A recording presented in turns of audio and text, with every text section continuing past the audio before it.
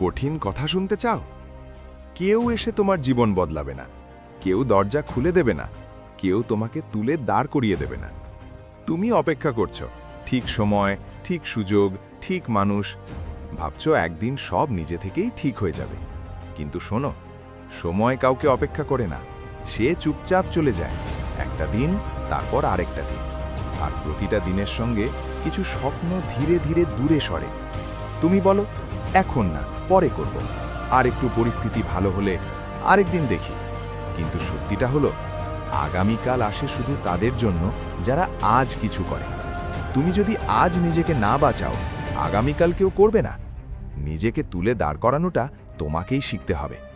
মনে রেখো, তুমি সাধারণ না, তুমি দুর্বলও না, তুমি শুধু শুরু করনি, আর শুরু করাটাই সবচেয়ে কঠিন ধাপ।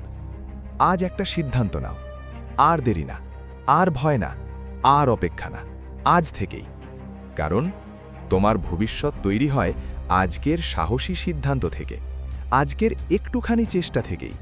আর যদি আজ এগো, তাহলে একদিন পুরো পৃথিবী তোমার নাম জানবে।